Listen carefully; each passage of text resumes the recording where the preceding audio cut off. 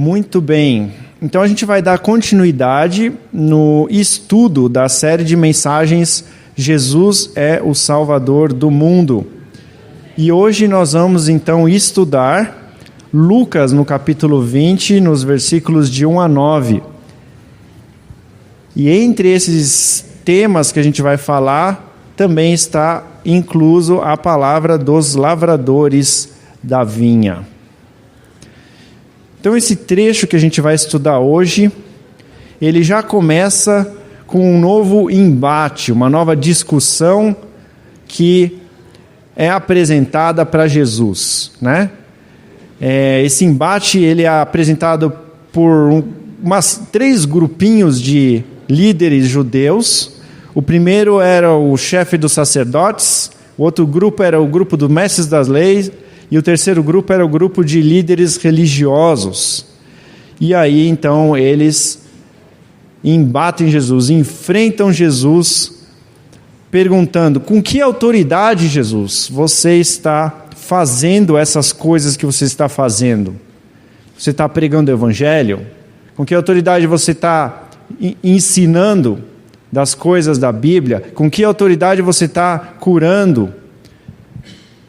E eles então levantam essa pergunta porque eles queriam encontrar em Jesus de novo um argumento, uma informação para tentar capturar ele, né?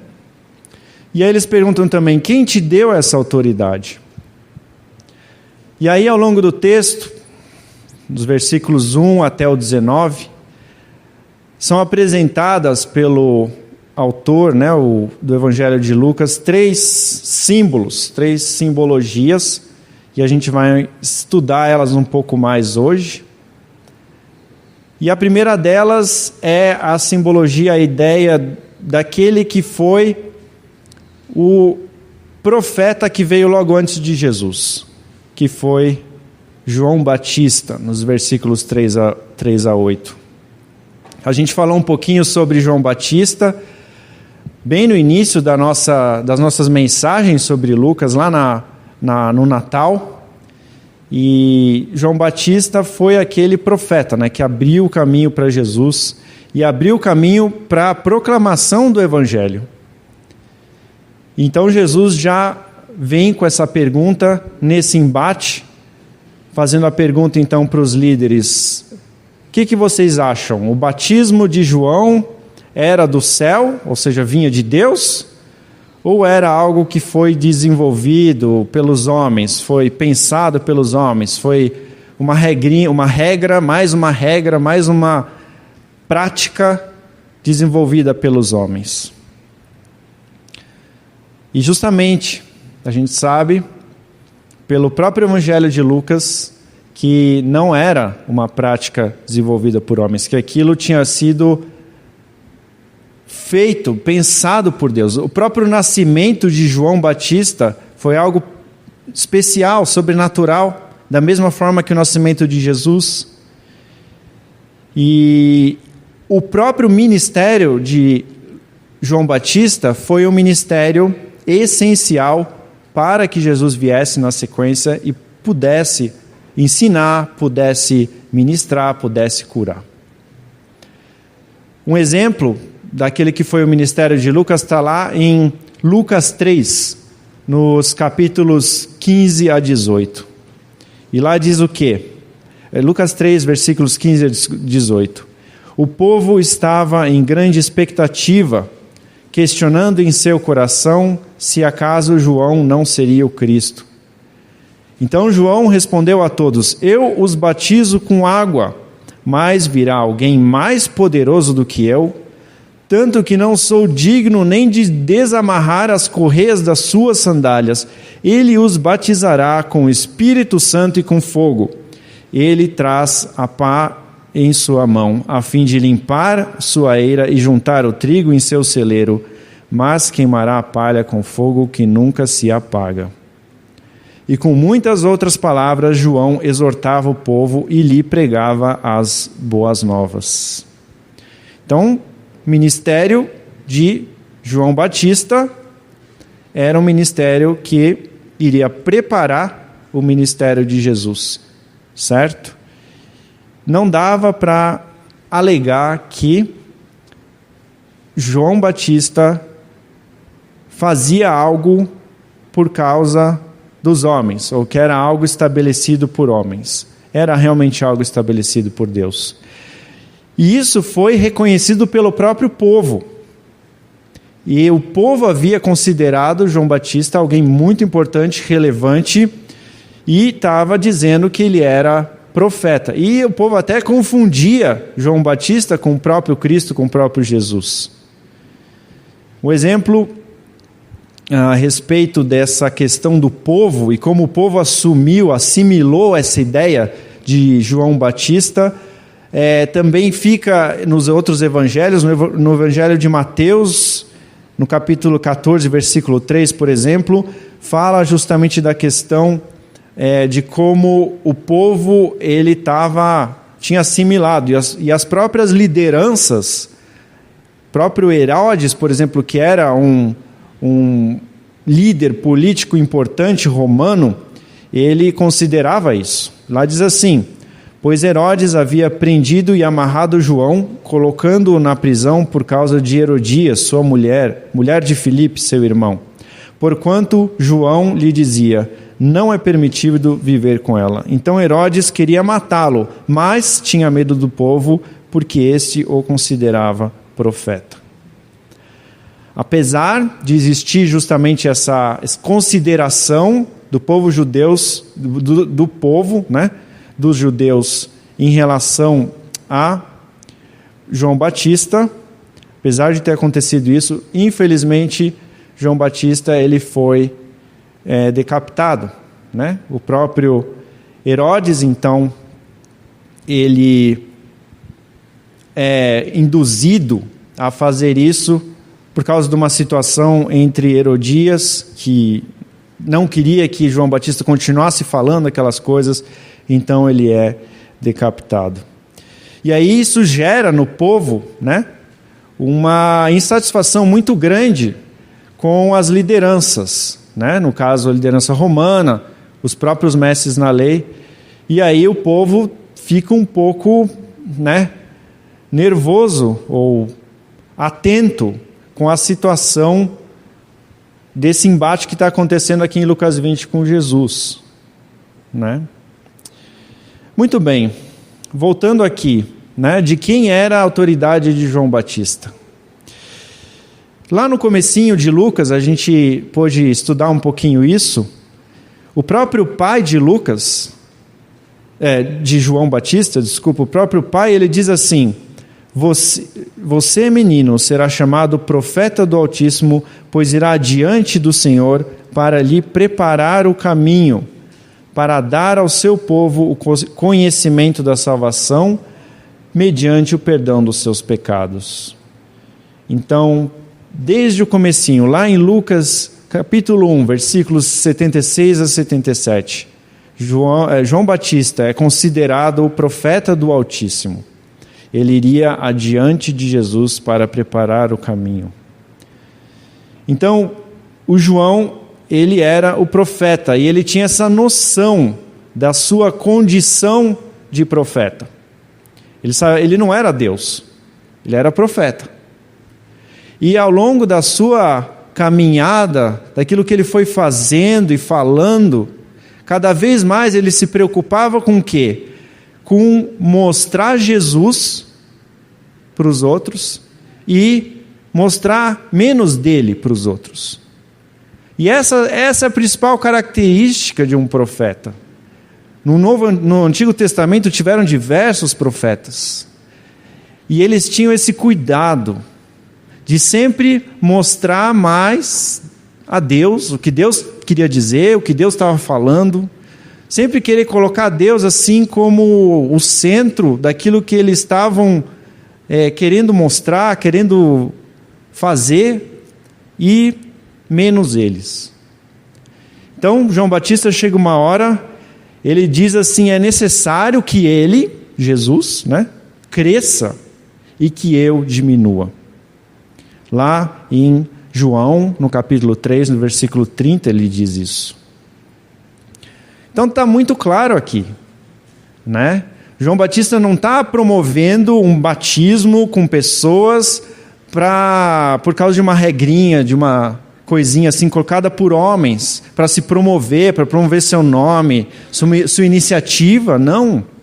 João Batista está promovendo a iniciativa do próprio Deus, do próprio Jesus, que é o próprio Deus encarnado. Bom, como é que esse embate aí entre os líderes judeus e Jesus continua? Lá nos versículos 5 a 8, eles discutiram entre si, no caso esses líderes judeus, dizendo: se dissermos do céu, o batismo de João é do céu, Jesus perguntará: então por que vocês não creram nele? Mas se dissermos dos homens, todo o povo nos apedrejará, porque convencidos estão de que João era um profeta. Assim responderam: não sabemos de onde era. Versículo 8, e disse então Jesus: tampouco lhes direi com que autoridade estou fazendo essas coisas. Então, o embate aqui parece que dá uma terminada, Mas não é bem assim. A gente então vai para o segundo simbolismo aqui que Jesus coloca. Jesus passa a falar para o povo que está lá, vendo toda aquela situação, todo aquele barraco formado, de novo. E aí então ele conta justamente a parábola dos lavradores na vinha. A partir do versículo 9. Então Jesus passou a contar ao povo esta parábola. Certo homem plantou uma vinha, arrendou-a a alguns lavradores e ausentou-se por longo tempo. Na época da colheita, ele enviou um servo aos lavradores para que lhe entregassem parte do fruto da vinha. Mas os lavradores o espancaram e o mandaram de volta de mãos vazias. Ele mandou outro servo, mas esse também espancaram e o trataram de maneira humilhante, mandando-o embora de mãos vazias. Enviou ainda um terceiro, e eles o feriram e o expulsaram da vinha. Então o proprietário da vinha disse: que farei? Mandarei meu filho amado, quem sabe o respeitarão. Mas quando os lavradores o viram, combinaram entre si, dizendo: este é o herdeiro, vamos matá-lo, e a herança será nossa. No comecinho do versículo 15, assim lançaram-no fora da vinha e o mataram. Essa é uma parábola, mas essa parábola ela é muito clara, Existem outras que Jesus fala e conta, que às vezes é até um pouco difícil de compreender o fundo dela, assim, mas aqui as coisas estão muito às claras. Quem que é o dono da vinha? É o próprio Deus, Deus é o dono daquela vinha. Os lavradores da vinha eram justamente esse grupo de líderes, Mestres, chefes dos sacerdotes, mestres da lei, líderes religiosos, ou seja, aqueles que tinham recebido por herança, ao longo da história do povo de Israel, tinham recebido por herança essa incumbência, essa responsabilidade de cuidar do povo de Israel. Mas eles não estavam fazendo isso da maneira correta. Bom, a colheita, certo? Porque a vinha teve uma colheita. O que seria essa colheita? É aquilo que pertencia ao dono da vinha. Era o reconhecimento, era a glória, que não era dos líderes, não era dos donos, não era dos lavradores, era do dono, Então era o reconhecimento e a glória. Os servos que deviam recolher a colheita são todos os profetas que Deus mandou ao longo da história. O que aconteceu com os profetas? Muitas vezes, a maioria deles, eram rejeitados, sofriam preconceito, alguns foram presos. No caso de João Batista, foi preso e depois ainda decapitado. E quem é o filho amado do dono? É o próprio Jesus Cristo, né? E no lugar então de ser respeitado pelo próprio povo de Israel, ele então acaba sendo assassinado na cruz. Bom, então essa é a nossa parábola de hoje, muito clara. Então Jesus termina de contar aquilo, e aquela parábola então fica muito claro para os líderes que estão lá, que Jesus estava falando deles, né? Os lavradores eram esse pessoal. E aí, pensando então nos desdobramentos do que aconteceu, isso na sequência dos versículos aqui, no versículo 16, uma das coisas que aconteceu foi que quando o povo ouviu isso que Jesus tinha falado, o povo vira e fala assim, que isso nunca aconteça, né? Já tinha acontecido com João Batista há pouco tempo, que João Batista foi assassinado. E o povo então assimila que o ministério que Jesus estava fazendo era um ministério que estava continuando o que João Batista estava fazendo, tinha feito, né? Então, isso fica muito mais claro que o povo tinha assimilado, porque no final do versículo 19, mais para frente que a gente vai ler, os próprios líderes religiosos ficam com medo de prender Jesus, porque a coisa estava assim quente, né? A coisa estava fervendo. E o segundo desdobramento dessa parábola, mas então no versículo 15 e 16, continuação do versículo 15, Jesus então pergunta para o povo, o que lhes fará então o dono da vinha? Versículo 16, virá, matará aqueles lavradores e dará a vinha a outros. Essa mesma parábola dos lavradores da vinha, ela é também registrada em Mateus, no capítulo 21, versículos 33 a 46, e lá no versículo 43 também é a mesma fala de Jesus, e ele diz assim, portanto eu lhes digo que o reino de Deus será tirado de vocês, mestres da lei, líderes judeus, e será dado a um povo que dê os frutos do reino. Né? Pesado, informação assim, que deixaram eles muito nervosos, né? Quem é esse que está falando esse tipo de coisa? Mas de fato isso acaba acontecendo. O evangelho de Jesus, ele, na sequência do livro de Lucas, né, do Evangelho de Lucas, a sequência do Evangelho de Lucas é justamente o Evangelho de Atos, né, ou o livro de Atos.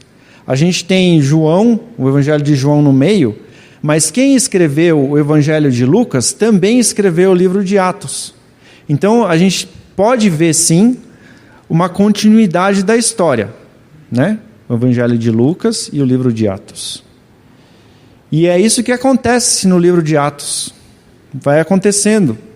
Fica claro na história e no próprio livro de Atos e no final do livro de Atos, quando o apóstolo Paulo está levando o evangelho aos líderes judeus em Roma, fica claro isso, que o evangelho de Jesus, ele passa a ser o evangelho dos gentios, daqueles que não eram judeus. Lá em Atos, no capítulo 28, eu vou ler aqui dos versículos 23 a 31, Paulo, então, tem uma série de falas de Paulo antes desse trecho. Ele vai e fala para os líderes políticos, né? À medida que ele vai sendo passado de líder político para líder político até chegar em Roma. Então ele vai falando o que aconteceu na vida dele, ele conta a história dele, e aí então chega aqui no final, e aí aqui a gente vê Paulo contando também a história dele, e aí ele diz assim, capítulo 28, a partir do versículo 23. Assim, combinaram encontrar-se com Paulo em dia determinado, indo em grupo ainda mais numeroso ao lugar onde ele estava. Justamente os líderes judeus lá de Roma querem escutar o que Paulo tinha para dizer. Desde a manhã até a tarde, ele lhes deu explicações e lhes testemunhou do reino de Deus, procurando convencê-los a respeito de Jesus com base na lei de Moisés e nos profetas. Alguns foram convencidos pelo que ele dizia, mas outros não creram. Discordaram entre si mesmos e começaram a ir embora depois de Paulo ter feito essa declaração final. Bem que o Espírito Santo falou aos seus antepassados por meio do profeta Isaías. Vá a este povo e diga, ainda que estejam sempre ouvindo, vocês nunca entenderão. Ainda que estejam sempre vendo, jamais perceberão. Pois o coração desse povo se tornou insensível e de má vontade ouviram com os seus ouvidos e fecharam os seus olhos. E se assim não fosse, poderiam ver com os olhos, ouvir com os ouvidos, entender com o coração e converter-se, e eu os curaria. Isso é um trecho de Isaías 6, dos versículos 9 a 10. Engraçado que Jesus menciona esse mesmo trecho quando ele conta as parábolas dele ao longo do ministério dele. Portanto, quero que saibam que esta salvação de Deus, a respeito de Jesus, isso é o próprio Paulo falando para os líderes judeus. Portanto, quero que saibam que essa salvação de Deus é enviada aos gentios. Eles a ouvirão. Pois, depois que ele disse isso, os judeus se retiraram, discutindo intensamente entre si. E aí, assim, termina o livro de Atos. Pois, por 2 anos inteiros, Paulo permaneceu na casa que havia alugado e recebia a todos que iam vê-lo. Pregava o reino de Deus e ensinava a respeito do Senhor Jesus Cristo abertamente e sem impedimento algum. Esse é o desfecho do livro, com a mensagem de Paulo falando para os líderes judeus de que Jesus não era só o Messias dos judeus, mas ele era o Salvador de todo mundo. E aí, em função dessa reação, o Evangelho de Jesus, ele passa a ser o Evangelho com a característica de valer para todos, não valer só para os judeus. Ele passa a ser o Evangelho, vamos dizer assim, dos gentios, dos não-judeus. Deus continuou considerando, e continua até hoje considerando o judaísmo, os judeus, só que a questão aqui é que, infelizmente, o judaísmo não considera Jesus como o Messias enviado por Deus. Infelizmente, o povo de Deus, o povo de Israel, que Deus escolheu, não considerou o próprio Deus encarnado.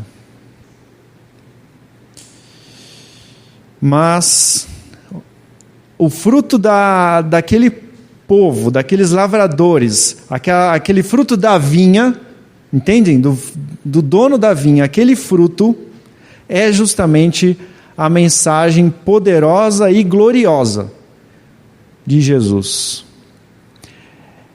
É justamente a mensagem que tem a autoridade que provém do Espírito Santo.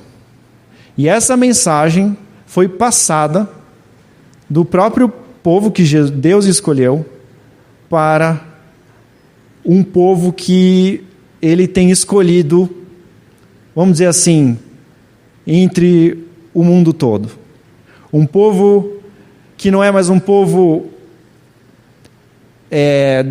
por herança, mas é um povo pela fé. É um povo que ele tem escolhido ao longo das gerações, de uma forma especial, de uma forma que tem a ver com o poder do Evangelho. Isso leva a gente para o terceiro símbolo. O terceiro símbolo apresentado aqui é justamente o próprio Jesus, que foi a pedra rejeitada. Então a gente vê isso nos versículos 17 e 18. Lucas capítulo 20, versículo 17. Jesus olhou fixamente para eles e perguntou: então, qual é o significado do que está escrito? A pedra que os construtores rejeitaram tornou-se a pedra angular. E esse conceito da pedra angular, ele é apresentado lá em Salmos 118, versículos 22 a 25.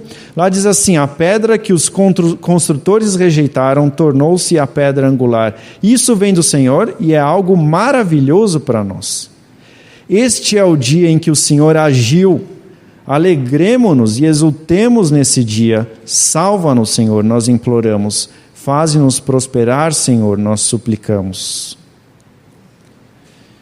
E aí Jesus, quando fala dessa pedra angular, lá em Lucas capítulo 20, versículo 17, no 18, na sequência, ele diz assim: todo o que cair sobre essa pedra será despedaçado, e aquele sobre quem ela cair será reduzido a pó.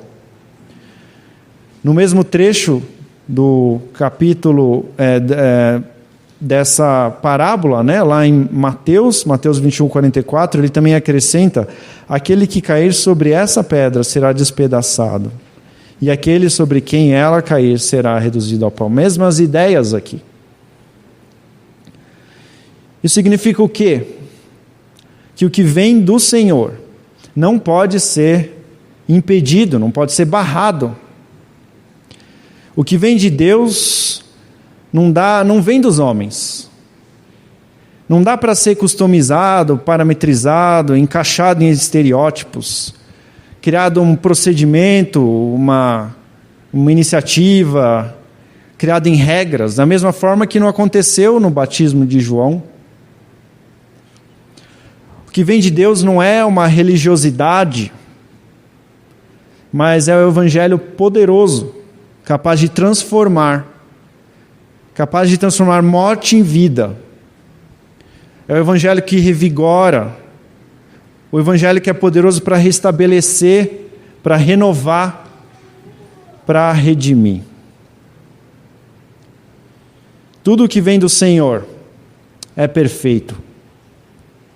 Ele criou a natureza segue e estabelece regras e padrões que são especiais. O ser humano até hoje tem tentado entender esses padrões e regras da natureza, de como funciona o próprio organismo do ser humano, e elas foram estabelecidas por Deus. Deus também estabeleceu aquilo que Ele espera do ser humano, com regras e padrões que foram estabelecidos para que o ser humano pudesse lidar com o próximo, num conviver santo, saudável. A gente falou sobre isso hoje na escola dominical. Só que, infelizmente, o homem escolheu caminhos diferentes. Isso aconteceu lá no passado com Adão e Eva, quando eles resolveram aceitar a mentira que foi passada para eles, e aí o ser humano acaba, infelizmente, querendo assumir para si a colheita da vinha, que seria a glória que seria de Deus, não dele. O ser humano também erra no sentido de querer estabelecer uma série de regrinhas que precisam ser seguidas, procedimentos, e aí isso acaba barrando a atuação de Deus. Só que acontece, essas regrinhas e procedimentos, quando chega a atuação do próprio Deus, da própria pedra angular que é Jesus, elas são despedaçadas. Quando a autoridade de Deus é manifestada, ele resolve agir da maneira que ele quer. A gente vê isso justamente no texto aqui, quando o povo vira e fala assim, que isso nunca aconteça. Então a reação dos chefes e líderes, quando perceberam que aquilo era com eles então queriam prender Jesus, mas não fizeram isso, porque tinha alguma coisa mais forte impedindo eles de fazer isso, que era o povo. Isso é um exemplo da ação de Deus, para não permitir que o próprio Jesus fosse barrado, né? Mas a principal manifestação do poder e da autoridade de Deus é justamente o Evangelho de Jesus. O Evangelho que está centrado na pedra angular. O que é a pedra angular? Antigamente as estruturas, as construções eram feitas de pedras, né? Não existia o concreto, não existia o concreto armado. Então as grandes estruturas, elas eram feitas de pedra, e elas tinham uma pedra que era essencial, que ia dar todo o equilíbrio na construção, que é a pedra lá de cima, do topo da construção, a pedra angular. Ela tinha que ter um corte específico, e ela ia justamente fazer o equilíbrio entre as duas colunas, entre as colunas dessa estrutura. Então, o texto, né, Jesus mesmo fala, justamente a pedra que vocês, líderes, estão rejeitando. Essa pedra é a mais importante, é a mais relevante, é a pedra que vai sustentar, né, toda a humanidade.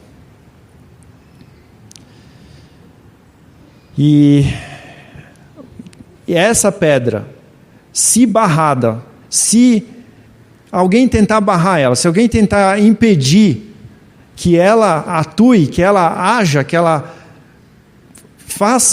cumpra com seu propósito, quem tentar fazer isso vai ser reduzido a pó. Então, a gente sabe mais para frente o que aconteceu, a gente até vai estudar isso, quando a gente entrar nas mensagens da Páscoa. Jesus estava nesse embate aqui com esses líderes judeus, mas, de última análise, Jesus não estava confrontando essas pessoas, ele estava confrontando o que estava por trás dessas pessoas.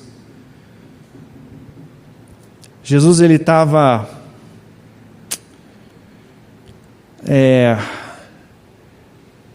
indo além, porque, por exemplo, quando ele foi crucificado, esses mesmos líderes que conspiraram, conseguiram prender ele mais na frente, quando ele é crucificado, perguntam e fazem questões, e Jesus fica quieto. Porque, na verdade, ele estava com um embate contra o próprio Satanás. E as obras de morte e pecado que esse Satanás tinha promovido por meio do pecado que entrou na humanidade. Então Jesus despedaçou na cruz e desfez na cruz, reduziu a pó na cruz o próprio Satanás. Muito bem. Acho que a gente tentou arrebanhar aqui os 3 simbolismos, né, que tem aqui no texto. A gente falou do primeiro simbolismo, que é o batismo de João, a atuação de João. O segundo simbolismo da própria parábola dos trabalhadores, e o terceiro da pedra angular, né? Mas o que essa mensagem tem a ver conosco? A primeira reflexão que eu gostaria de fazer aqui conosco é que quando a gente peca, quando a gente erra, a gente, infelizmente, tem ido contra aquilo que Jesus fez. E, de certa forma, a gente está indo contra a própria pedra angular, né? Que destrói todo aquele que tenta ir contra ela.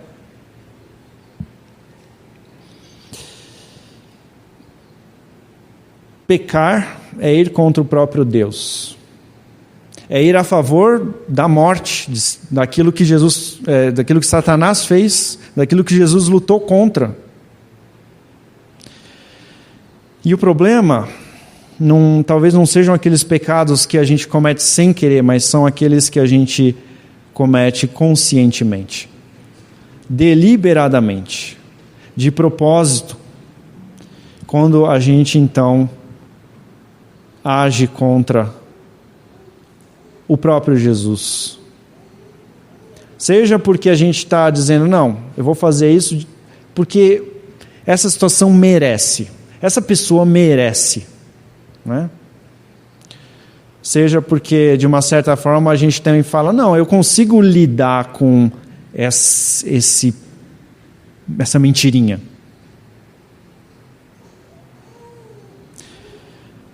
E eu vou colocar aqui um quarto simbolismo aqui, que é o mar. O mar acho que é um bom exemplo de perigo quando a gente não toma o devido cuidado. Quem vive no mar, quem vive na praia, aprende a entender mais ou menos o que está se passando, né? Então ele olha lá para a praia, vê a maré aqui, vê o vento lá, as ondas, e ele, putz, hoje não dá para eu tomar um banho de mar nessa região aqui da praia, porque a corrente vai me puxar, né? Mas mesmo assim, quem é muito experiente, conhece, vive no mar, sabe que o mar ainda assim pode trazer situações inesperadas. O pessoal fala, com o mar não se brinca. O mar precisa sempre ser respeitado, né? Por quê? Porque as forças que acontecem, corrente, tudo no mar, elas são muito superiores às nossas forças. Uma corrente pode arrastar uma pessoa para longe e isso pode ser fatal. Então, quem entra no mar sem tomar a devida atenção pode se acabar mal. A gente escuta, infelizmente, né? Sempre quando tem férias e tudo, aconteceu isso, tal pessoa morreu afogada, enfim. É uma tristeza. Mas por quê? Porque quem não conhece, lida pouco com o mar, precisa tomar muita atenção, mas quem lida com o mar toda vez também. Quem lida pouco com o mar precisa ficar atento, aí não conhece, então, por isso que colocam-se placas lá, né? Ó, a placa aqui, não entre, né? Eu estava lá em Recife, e aí tem justamente a praia de Boa Viagem. Está lá, não entre, perigo de ataque de tubarão, né? E aí eu tenho até um amigo que olhou para a placa de um lado, olhou para a placa do outro, aí ele pegou lá o meio e foi nadar, né? No meio. O tubarão não deve vir aqui, né? No meio. Não é bem assim, né? Aí um bombeiro foi lá, salva-vidas, dizer, você está louco? Desculpa. Mas é assim. Quem lida pouco com o mar precisa ficar atento às placas, às indicações, pedir orientação. E é a mesma coisa conosco no cristianismo. A gente precisa ler a Bíblia, a gente precisa de orientação. Por quê? Com o mar não se brinca. Quem é mais experiente na vida espiritual pode achar que tem tudo sob controle. Eu posso administrar o pecadinho aqui, né? Mas acontece que isso é uma mentira. O ser humano tem muitos pontos cegos. A gente nunca vai poder achar nessa área da nossa espiritualidade que nós temos experiência suficiente para lidar com o mal. E quando a gente acha que tem alguma experiência, algo inesperado acontece. Então, essa pergunta, você tem autoridade na sua vida espiritual? É a mesma coisa que perguntar para alguém que mora na praia se essa pessoa tem autoridade para entrar no mar. É uma pergunta imprópria, certo? Você pode perguntar para alguém, você tem experiência? Mas mesmo assim, quem tem experiência com o mar sabe que pode acontecer uma coisa inesperada. Então o nível de experiência não é qualquer mérito, porque algo imprevisível pode acontecer. É a mesma coisa que pedir aí para um morador de praia, falar assim, eu vou te jogar lá no meio, lá no fundo, lá no meio do mar, sem nada, e você vai conseguir sobreviver. Ele vai responder, não sei. Né? Aliás, falando um pouquinho desse assunto de experiência e saber lidar com o mal, essa mentira de que pode existir alguém com autoridade para lidar com o mal, ela remete ao pecado original. Por quê? Adão e Eva, quando foram tentados pela serpente, ela falou assim, vocês vão ser como Deus e vão conhecer o bem e o mal. Aí, Adão e Eva foram lá e comeram do fruto. E conheceram bem e o mal? Não. E aí, como é que a gente reage?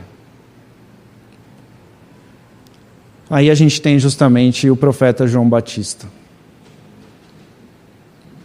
É necessário que ele, Jesus, cresça e que eu diminua. Nós somos chamados a reconhecer quem é a autoridade na nossa vida e se submeter a ela. Se submeter às perfeitas leis e preceitos do Senhor de Deus, colocar Jesus no centro da nossa vida, obedecer aos seus ensinamentos. E aqui uma mensagem mais específica para quem fala à frente, inclusive para mim, para os líderes. Nunca se apropriar daquilo que é do Senhor, que é a sua colheita. Nunca viver uma religiosidade voltada para si. Nunca promover o evangelho que é voltado para o ser humano. Isso vale para todos nós, né? Claro.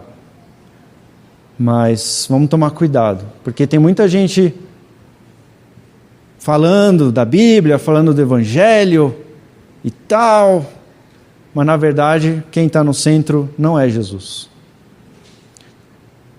Essa semana a gente teve uma notícia que para mim foi muito dura. Pastores promovendo corrupção.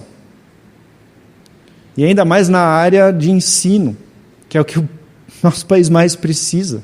Eu não vou entrar no mérito aqui de posição política, mas que dureza, que trabalho que a gente vai ter agora como igreja para tentar restabelecer a ideia de pastores. A ideia de um pastor que ensina aquilo que é o certo e que não está ligado com corrupção.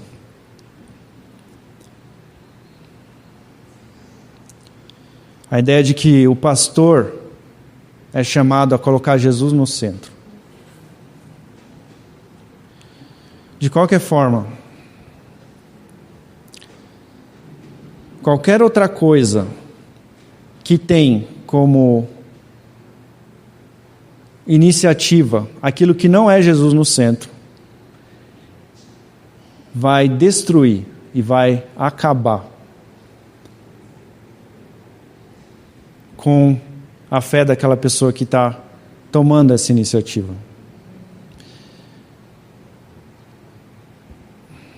Quem está de pé tem que tomar cuidado para não cair.